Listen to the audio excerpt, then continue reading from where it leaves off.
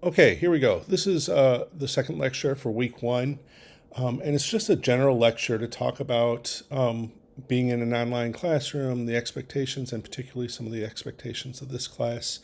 It's important to nail some of these down. We talked about the syllabus in the first lecture, but I want to talk a little bit about some of the things that you should be thinking about as you're doing an online class, and also then present a little bit of information about how we are going to do our reading notes. So to start off, I just want to say I wish we were together.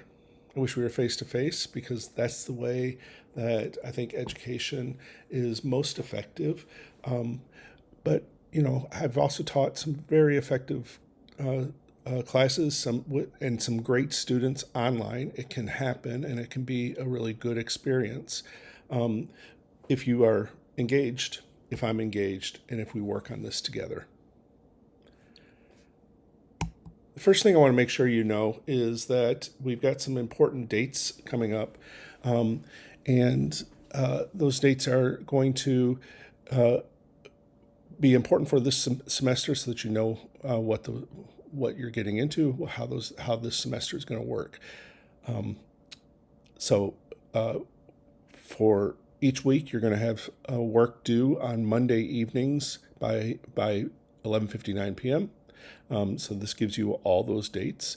And then you also have some days that you need to know about, for like the last day to drop, the last day for NA assessment, when the college is closed, and when all work is due.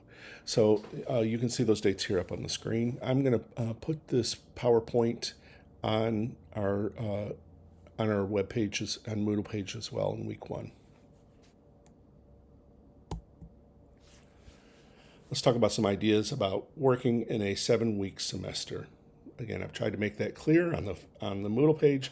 This is a 7-week semester. It goes very, very quickly, and there's a lot of work that is done in a 7-week semester. So let's talk about some ways to be successful in that 7-week semester.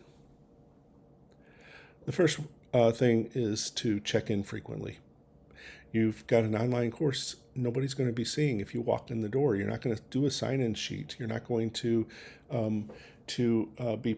have your face present so a teacher can see you. So you need to check in frequently. You need to be on your course page, looking at what's happening in the discussion boards, in the work, to see if there's any announcements that have been released. Don't do all your work in one day. A lot of students try to keep all their work until the day that it's due, or the day before it's due, because we're busy during the week, and so sometimes people like to do all the work on Saturday or all the work on Sunday. That's not a good idea for the class that you're in. This course is reading and writing heavy, and trying to do all that in one day means that if your reading and your writing is going to not be thoroughly done because you're rushing through the work, or because it's all piling on each other. I would recommend then that you also finish most of your work before the final day. I would say check in on the final day, or check in the day before the final day, but make sure you're also working all the way through the week, and that you're getting that work done in a way that will allow you to do your best work. I would set a plan for reading and responding to discussion boards a few times. It's too many people. Just especially those that like to do all their work on Monday before it's due. Don't check a discussion board throughout the week. That means they're not having a discussion. It's not a real discussion. They're not really engaged with other people. They're just doing an assignment because an assignment needs to be done. And that's not the way that I design discussion boards, or most people do. They're supposed to be real tasks that you're thinking through and working through. And often there's supposed to be one opportunity for you to engage with other people, with other students. And if you just wait until the last minute, there's no engagement. Hit your deadlines. Make sure you know what those deadlines are every week. Make sure you are hitting those deadlines so that you can don't miss anything. Sometimes, most likely not very often, and I'll make sure there's a special notice if the deadline changes, but sometimes there are special deadlines through a week that you need to meet. Like, for instance, if I see no engagement happening on discussion boards in the first week or the second week, if I see a lot of people posting on Monday for the very first time, then I may start to give you a deadline for first post, deadline for second post throughout the week. So make sure you're hitting those deadlines. Recognize and fulfill your commitment. You took an online course. You decided that this was the best time for you to do that. Maybe because you really didn't have a decision you could make. You had to do it because of your schedules. But you decided to do this. You committed to this course. So make sure you recognize that commitment. This is on you, and more so than a regular college class or an in-person college class. Online classes are almost entirely on you. Now, it's a common thing when I teach English 131, our freshman writing course, that students will learn for the first time that college is on them, that a professor is not going to track them down and make sure they did their work, or not going to take extra steps to hold them accountable. It's all on them. That's something that first year semester students have to learn. In an online course, especially an asynchronous online course, that's even more the case. You are the only one that can hold yourself accountable until the very end when you get a grade. So you need to make sure you recognize that commitment, and then communicate with me. Make sure you are letting me know what's happening. If you're having problems, letting me know what those problems are. If you have questions about material, let me know what those questions are. Communicate. Because one, that is always a good strategy for being a student, to talk to your professors. Two, it gives me an idea that you are engaged, that you care about this. And then three, don't let things fester. Because if you have a problem in the class and you let it just sit there and you don't talk to somebody about it, you're just going to start to have a buildup of anxiety and stress about the course because of that little problem. So communicate. And then finally, don't give up. Pass rates in online asynchronous courses are not great because people give up. It's too easy to feel disconnected and people give up. Don't do that. Make sure you get something out of this course and stay engaged with it. I'm going to repeat some of these things in just a couple minutes. You have a reading notes or a journal to do here. And you can see here from these two images, which may not be real clear for you unless you can zoom in. But here are two different journals, one for my creative writing course, one for my philosophy course. You've got a journal requirement for this class to show me that you're doing the reading notes. And you can do that journal by hand or typing it out. I will say that you should know that we're going to talk about this in just a moment as well, but in an online course like this, suspicions about using AI or about cheating go way up just naturally for your professors. So handwriting your journals is not a bad idea. It shows at the very least that somebody wrote journals. So you've got a journal requirement. You can see how that journal gets laid out, because the journal is not just take some notes. There are some things that you're supposed to be doing in each of these journals, whether you're in creative writing, whether you're in philosophy or an English course. There are different requirements. So make sure you know what those requirements are and make sure you're meeting those requirements. And if you're going to write by hand, I've got slappy handwriting, but it's at least legible for the most part. So make sure your handwriting is legible so that I can read it. And then also, when you upload pictures of your handwriting or your journal, if you do that, then make sure you're uploading in a file type that can be opened by any computer. That's your reading notes. Those are due on Monday night at 11:59 on all the materials for the class. If you're not covering all the materials, you're not doing the whole job. And if you're not doing all the different tasks here in the reading journal, you're not doing the whole job. One other thing about this, I know it's a lot of work. But how else are we going to gauge our engagement unless you're showing a lot of work? And again, 7-week semester, it's all doubled. So I know this is a lot of work, but this is the job of the class. So we covered a little bit of this already, but I want to make sure that we kind of now think about the fact that you are a student in a class, not just that you are doing work in a 7-week class, or what was the that you're doing work in a 7-week class and how to survive that, but that you're a student in a class. You're a college student, and you're doing this for a reason, presumably because college matters to you. So you have to figure out a way to make online education as real for you as an in-person classroom. So here's some tips. 1, find your space. If you can find a consistent, quiet space where you can focus for the whole 7 weeks, do that. Just know where you're going to work. When I'm sitting in my office and at my office desk, there's a different demeanor that I have than if I'm sitting at a Starbucks or if I'm sitting at home at my dining room table.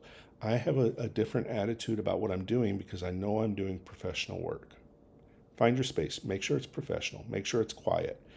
Now, we all live in different home situations, and if you're doing your class from home, it's completely understandable that you may not be able to find the perfect space.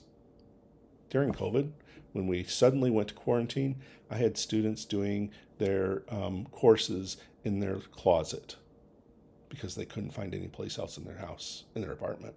I had students doing courses in their car or in somebody else's car because they couldn't find. I had students who didn't have good Wi-Fi connections and had to drive to campus, but they weren't allowed to go into the building, so they sat in the parking lot in the car doing their classes. You got a little bit more luxury here. Find your space. And then find your time.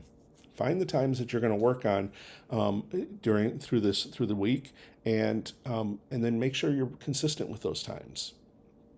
You don't want to start doing a project or recording a video or whatever it is that you're going to do and then get interrupted and have to go to work because you didn't plan enough time. So find your time. Ideally, finding time away from other people so that you can focus. Plan ahead. Make sure you know what's going to happen every week. Make sure you know what all the dates are.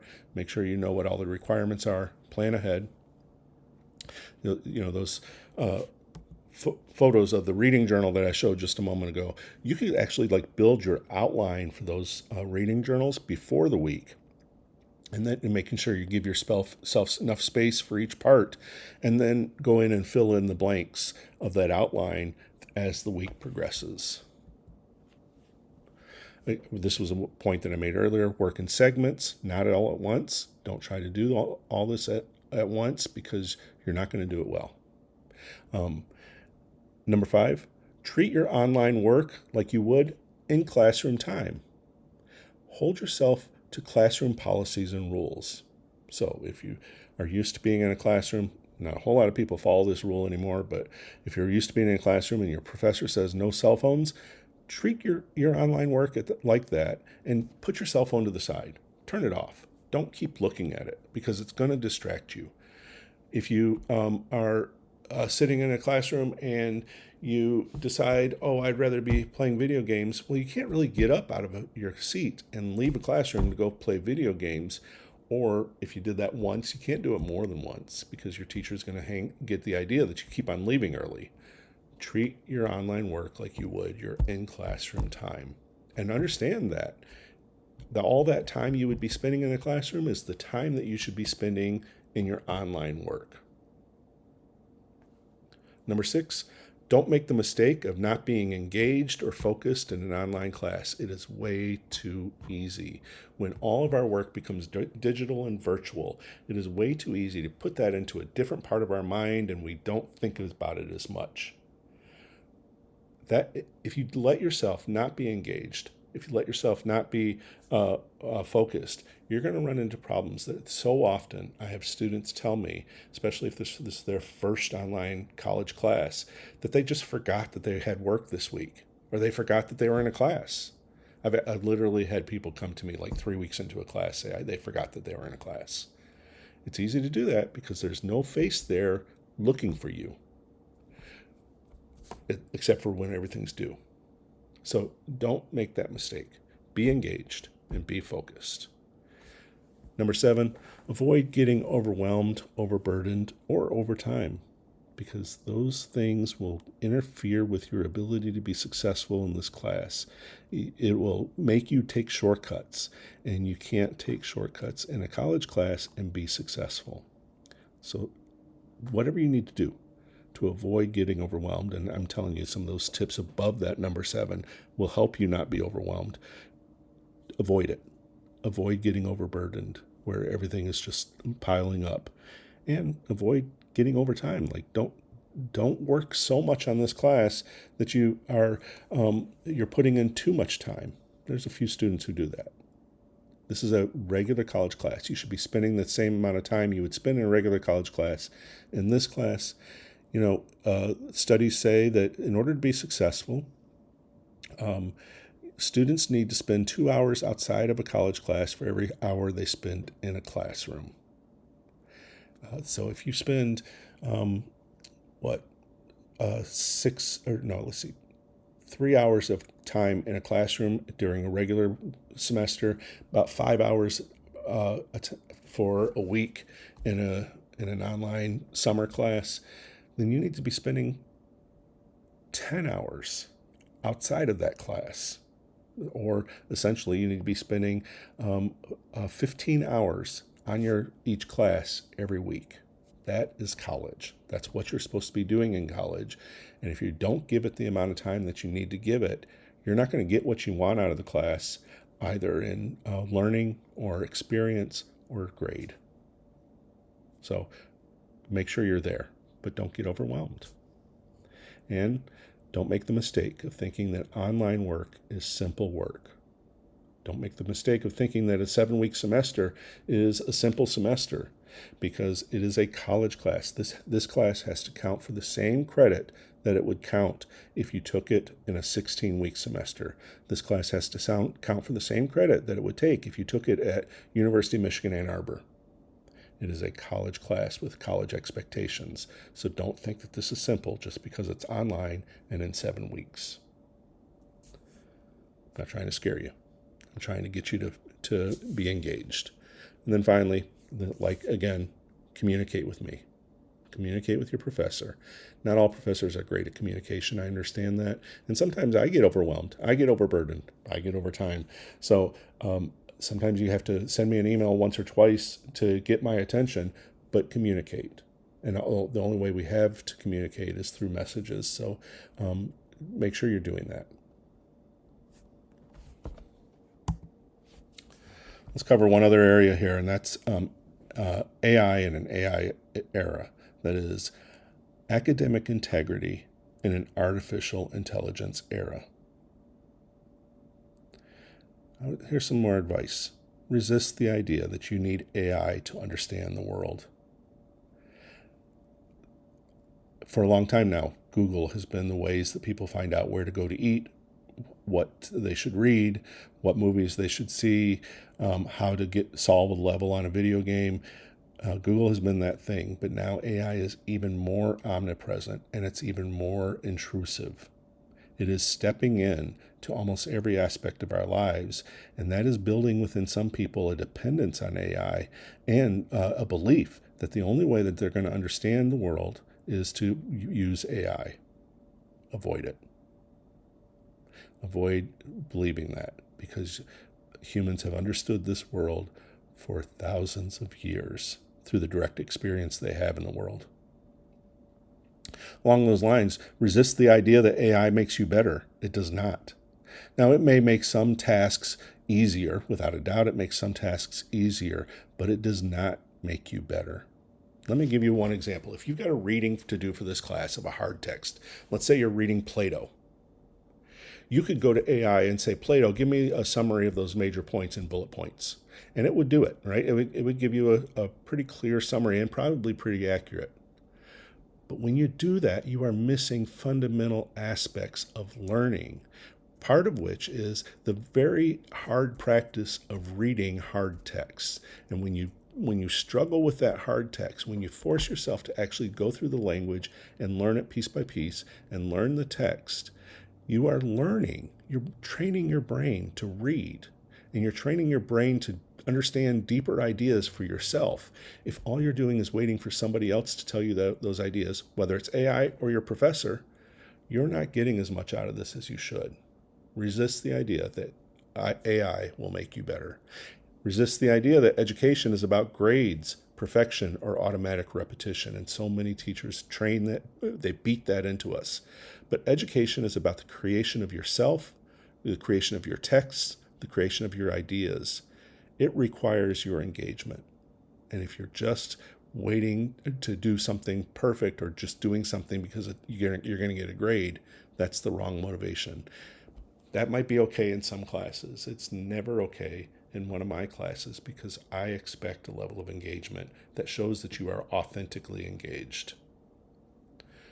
Along those lines as well, education is a human experience. While AI can be a part of that experience, your primary goal in education is to learn by doing the reading, by doing the writing, by doing the thinking on your own. Here's a good basic rule for AI usage in education. Here's a good basic rule for AI usage in my classrooms. If your assignment assesses your ability to write, think, or plan, you cannot use artificial intelligence to produce writing, thinking, or planning. If what you're giving me, I'm supposed to look at and decide, are you a good writer, or do you know writing? Do you know how to think? Do you know how to plan? If I'm supposed to assess your work because you produced it and you used AI to produce it, then there's no assessment that can happen. The only thing that can happen is a complete discounting of that work. It voids it. I have rules on every assignment through our discussion boards, through the journals, through our extra work, the more formal work we do. There will be no AI usage unless we're doing an exercise with AI. Finally, the world is changing. Our values, especially regarding tech, are changing. But not all people are willing to change. Not all people are willing to give in. You should understand, your professors went to school in a different era with a different technology. Unfortunately, your professors and someday your managers, the people who are going to be bossing you around, their expectations and rules are the primary consideration when producing work. You have to meet their demands.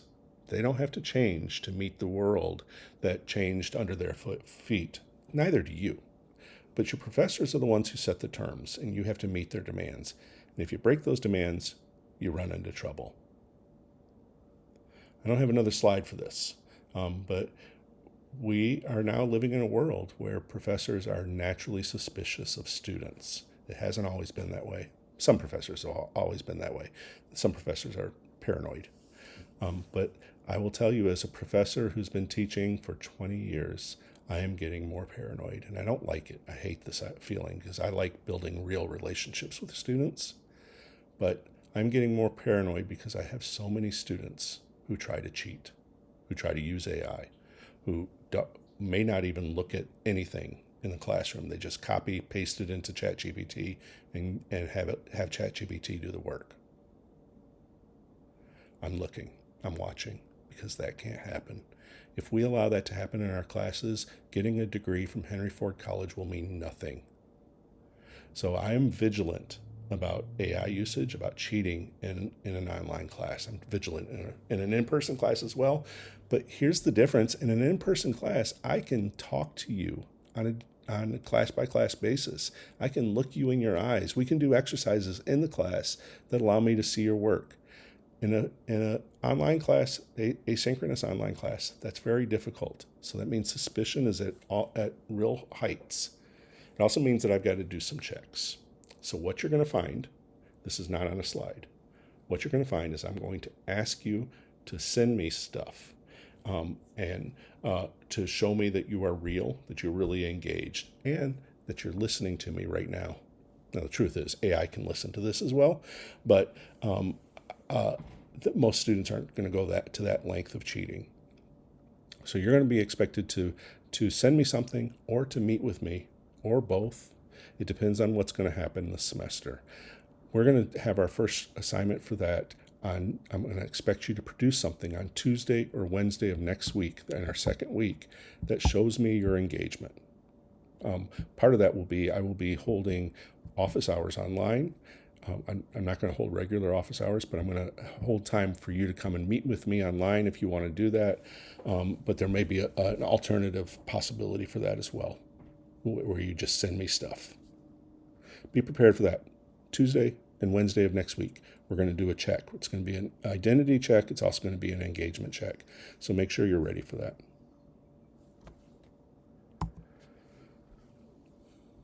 So you are taking a course that's using technology. So be prepared for that. If your technology doesn't work, contact HFC Online and Moodle support. Their phone number is here up on the screen. Their email is here up on the screen. Let them know what's going on. They can help troubleshoot stuff for you. If it's your own personal tech, they're not so good with that. They can't fix your computer for you, but they might be able to tell you what's going on between your computer and the system. So contact them if you're having problems, and email me. My email address is out here on the screen. Email me if you've got questions, and I generally try to respond within 24 hours. That's it. That's lecture 2. Make sure this lecture appears in your notes, and let me know if you have any questions. Have a great week.